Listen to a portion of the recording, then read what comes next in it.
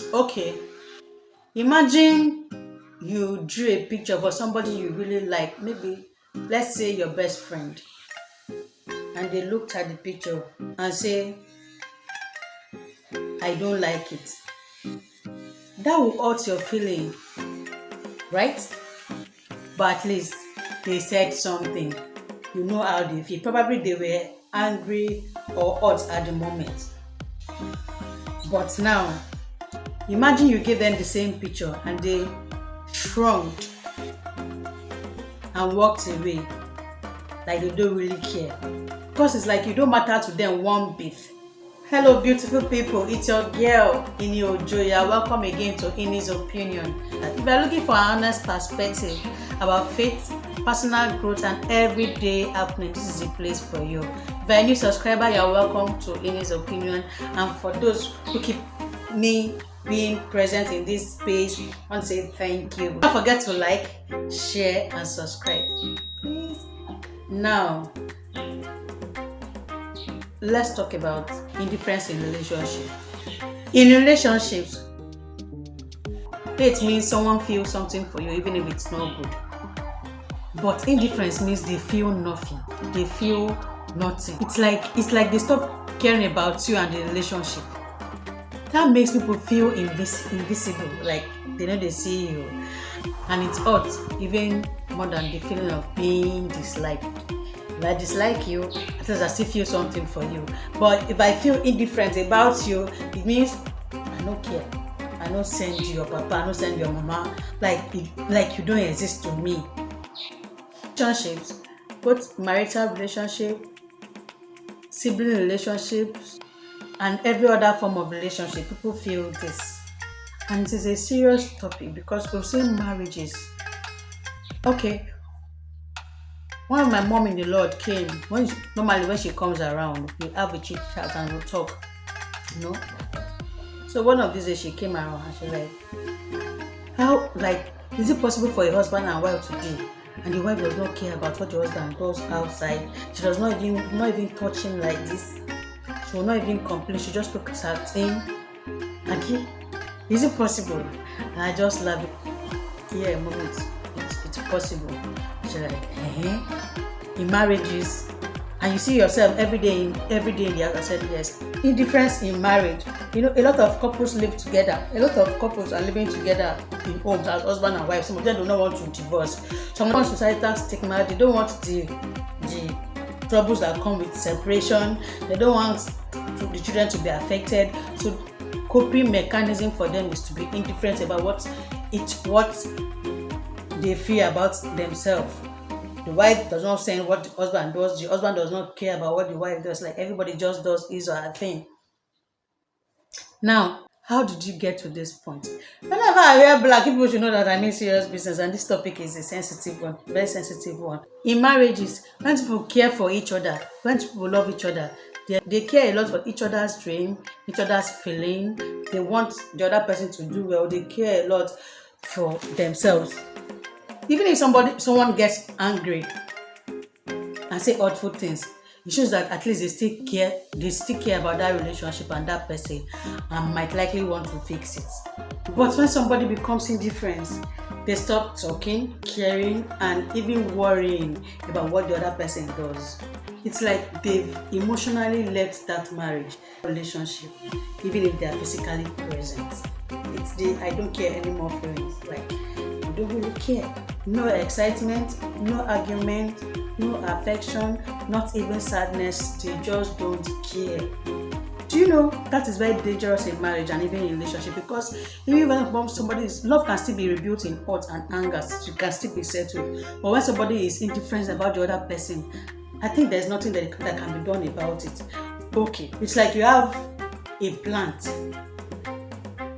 that's not growing or that's struggling. You can still water it, you can still give it sunshine, you can still give it manure.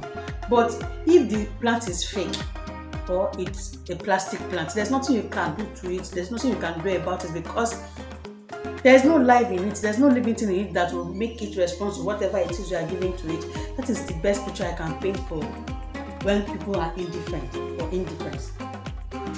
That is why indifference feels worse than hate. but I don't think we should allow our relationship, aside from marriages, sibling relationship, colleagues at work, and what any form of relationship can suffer from indifferences. You are not angry towards them, you are not bitter towards them, you just don't feel anything again towards them. I know the feeling. When you've tried and tried. At what point in relationship does it get to one person feeling or partners feeling indifferent about each other? Feeling alone in the relationship. A lot of couples are lonely. See, marriage is the most place where we have most lonely people. It's like the wife is lonely or the husband is lonely.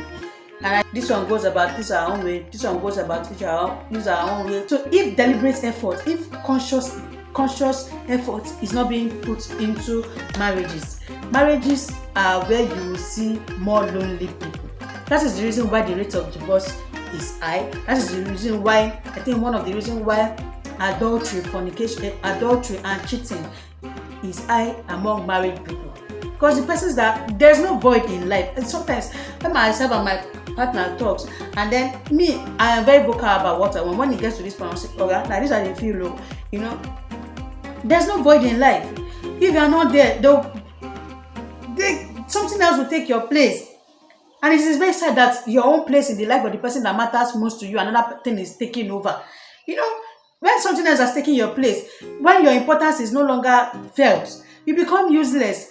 And the feeling of uselessness leads to people feeling indifference. That's why some wives can cheat on their husband, some husband can cheat on their wife, and they don't feel anything. They don't feel that they are hurting any other person. They don't feel like they are hurting their significant other because they no longer feel it. They've been complaining, they've been stating it, they've been trying to get your attention how they can. It is very wrong. You see more lonely people among married couples. It's just that a lot of them will not come outside and tell you that they are lonely. Me, I cannot come and die. So I speak. I tell my husband because I don't want to cheat on him. So I will tell him, I am lonely. You are not giving me enough time. And some persons might not be. It's not people that might be as expressive as myself. You get? And it's not because I have ample time I have a lot of time in my hand and I'm trying to choke my husband responsible. But it is a need. It is a feeling. I need it, and God created it. So when it becomes that much busy, I state it. I will make adjustment when necessary. So a lot of you see more lonely married people. And if I'm going to be married and I still be lonely, it's better I remain single and find something else that will choke up that space. So first, okay, I know they say in order for you not to be lonely in marriages, you have activities. But even with much as activities, there are no activities that can cover up this, that can fill the void of you needing another human being. God knew that too. No activity, no matter how busy, even very busy women, they still need their husband, they still need their wife. But a lot of persons are being carried away with several other things that do not really matter like that. There's a lot of them spend more of their time with their friends, to their partners. A lot of you spend much of your time with football, with your hobbies. You can create a balance so that everybody will be fine. You're not going to get it 100%, but if you score 50%, that is a good mark. So let's stop making excuses for people. If you know that we're at this point, if you notice that our partners are becoming like our brothers and sisters are becoming withdrawn to us, what should we do? What should we look out for? I think, in my opinion, these are things that we should likely do that will help us not get to this point of neglect. Because point of neglect, indifference is like the final stage, like nothing can be done about. What I think we can do, talk,